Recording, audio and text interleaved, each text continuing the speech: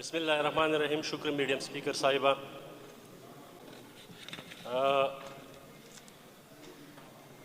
زمون خدا خیال و چې اوسه پورې زمونږ د فاینانس منسټر چې کوم سټیټس دی هغه قانوني او عیني طور چې کوم دی واضحه شوی نه دی. څنګه چې دلته کونډي صاحب دغه سوال رایز کړلو، څنګه چې هغه قانوني او عیني حیثیت واضحه شي، بیا پکار دا ده که هغه فول منسټر درجه ورکړل شوي چې هغه راشي په دې هاوس کې کینی او موږ ته زموږ د سوالونو جوابونه راکړي. چونکې په ایجنډا باندې نن NFC وارډ دا راغلی دی او دا د دې صوبې د ټولو نه ډېره زیاته اهمه موضوع ده او پکار هم دا ده چې په دې باندې دلته ډیبیټ وکړلی شي. زه به د NFC وارډ په حوالې سره څو خبرې وکړم. آخري وار باندې چې کوم NFC وارډ کامیاب NFC وارډ شوی او هغه 7 NFC وارډ و چې د عوامي نیشنل پارټۍ او د پاکستان پیپلز پارټۍ کولیشن ګورنمنټ و او په هغه وارډ کې چې کومه دی کومه ګټه دې صوبې ته ترلاسه شوې وه او د هغې چې کوم ورټیکل او هاریزنټل تقسیم شوی و، لاول د وفاق نه خپله برخه صوبو ته اخیستل او بیا د صوبو په منځ کې چې کومه دی هغه برخه تقسیمولو. د دې نه مخکې چې کوم شیرز و د صوبو نو دا ډېر کم و. په هغه 7 چې کوم NFC وارډ شوی په هغه کې هغه شیر سیوا شولو، تقریبا 58% ته ورسېدل او د فیډرل سره چې کوم دی 42% شیرز پاتې شولو. د ملک د ټوټل آمدن چې کومه تخمینه وه، بیا دغه شیر چې صوبو ترمنځ تقسیمېدل، چونکې دا یو آئیني فورم دی، په دې کې 5 ممبران یو د فیډرل فاینانس منسټري او د هر فیډرل یونټ چې کومه دی د هغې فاینانس منسټري، او په دې کې چې کومه فیصله کېږي هغه فیصله چې کومه دی یونانیمسلی وي، چې په دغه 5 ممبرانو کې یو ممبر هم چې کومه دی دا ویټو کې هغه فیصله به نه کېږي. نو پکار دا ده چې زموږ کوم فاینانس منسټر دی چې هغه د دې تیاری وکړي او دا روان چې کوم NFC وارډ کېږي په هغې موږ یو څو تجویزونه وړاندې کوو چې په دغه تجاویزو باندې غور وکړي. یو خو چې کوم 58% د فیډرل نه پراوینسز ته میلاویږي، د هغې تقسیم بیا مخکې فول په پاپولیشن باندې و. په 7 NFC وارډ کې په دغه کې نورې کیټګري شامل تللی شولې. میډم سپیکر صاحبه 82% دا د پاپولیشن په بنیاد باندې صوبو ته چې کومه دی په NFC وارډ کې برخه میلاویږي. 10.3% د غربت په بنیاد باندې میلاویږي. د ټیکس کلیکشن په بنیاد باندې 5% هغو ته چې کوم دی برخه میلاویږي او د رقبې د زیاتوالي په وجه باندې چې کوم دی 2.7% برخه میلاویږي.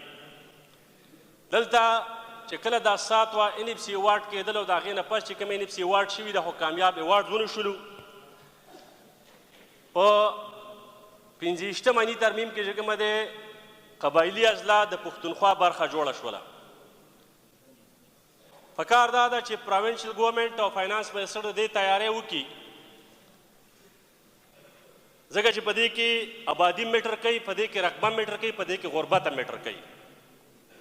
یو خو چې کوم دی زمونږ د قبایلي اضلاع آبادي چې کومه جنونده نو خو د کروړ نه اباو ده او دا کوم سینسس چې شوي و د هغې موږ مخالفت هم کړی و، ځکه چې دغه سینسس په صحیح طریقه نه و شوي، زمونږ آبادي کمه شمارل شوې وه. یو حالات دغه شان دلته روان، هر وخت بدامني، بل چې کوم کسان ډیوټي ورکوله نو هغه ویل ټرین نه و چې د هغې ته کوم اکوپمنټ ورکړي وو، کوم ډیوایسز یې ورکړي وو، د هغه ډیوایس صحیح استعمال یې ونه کړلو. خو بیا هم 60 لاک سمتنګ آبادي چې کومه ده د قبایلي اضلاع د پښتونخوا برخه شوې ده. نو د دې آبادۍ په تناسب سطح خپله برخه هلته اخیستل دي د فیډرل نه. یوه دویمه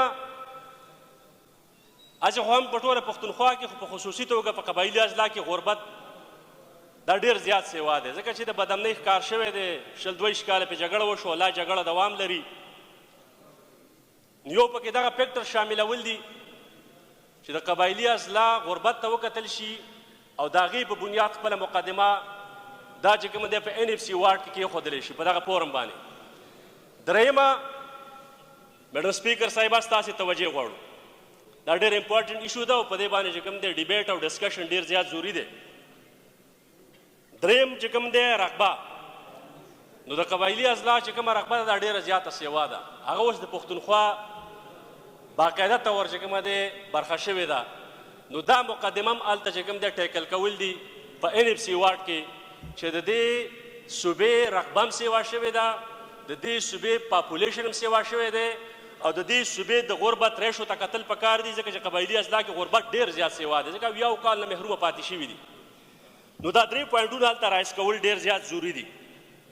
بل میډم سپیکر صاحبه په دې کې یو دیو چې کوم لویه برخه زموږ نه د ټیکس کلیکشن ده 5% د دې زیاتره پیسې دا پنجاب ته ځي ځکه چې هلته کرخانې دي. اوس د پنجاب سره کرخانې دي، د سند سره چې کومه دی هلته پورټ ورسره دی، بندرګاه ورسره ده، د بلوچستان سره بندرګاه ده، د پښتونخوا سره چې کومه دی صرف او صرف د افغانستان سره تړلي تجارتي لارې دي.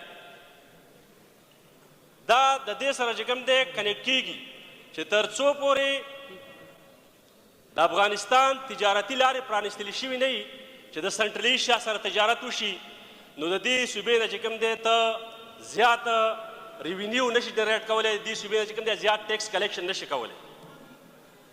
دا زموږ بدقسمتي ده چې د دې صوبې چې څومره را میټیریل دي په کارخانو کې چې څه شی تیاریږي نو هغه را میټیریل هم په دې صوبه کې موجود دي. کارخانه په لیبر چلیږي او په بجلی چلیږي، نو د دې صوبې چې کومه ده بجلی پیداوار دی او خودکفیله ده پکې. پکار دا ده چې دغه بجلی موږ دلته کارخانو ته ورکړې وي او کارخانه په لیبر چلیږي. 68% یوت چې کومه دی دا د پښتونخوا وطن دا زلمي دي، دا موږ ته خدای ډېر لوی طاقت راکړی دی. نو چې زلمي هم شته دی، بجلی هم شته دی، را میټیریل هم شته دی، دلته په دې پښتونخوا وطن کې کارخانې ولې نه لګېږي؟ باید چې پراوینشل ګورنمنټ په دې باندې توجه ورکړي او څه ډله ورکړي. حالات سازګار کول، د بدامنۍ مخنیوی کول دا د فیډرل ګورنمنټ او د پراوینشل ګورنمنټ ذمواري ده. دې ده چې څومره خلک چې کومه دی دا فیډریټینګ یونټ چې پرېږدي او پنجاب ته ځي نو دا د بدامنۍ د وجې ځي، د دغې مخنیوی پکار دی. میډم سپیکر صاحبه زما به یو تجویز او هغه دا چې زموږ فاینانس منسټر که د دې صوبه مقدمه په دغه NFC واټ کې ږدي نو دا یو تجویز پکې کېښودل شي چې دا صوبه د دهشتګردۍ نه متاثره شوې ده او په خصوصي توګه قبایلي اصلاحات دهشتګردۍ نه متاثره شوي دي چې په دغه NFC واټ کې چې کومه دی د دهشتګردۍ په مد کې هم خبره کېښودلی شي چې موږ ته یوه برخه سیوا راکړلی شي ځکه چې موږ متاثر یستو. آخري خبره کومه، زموږ سره چې کوم دویم فورم دی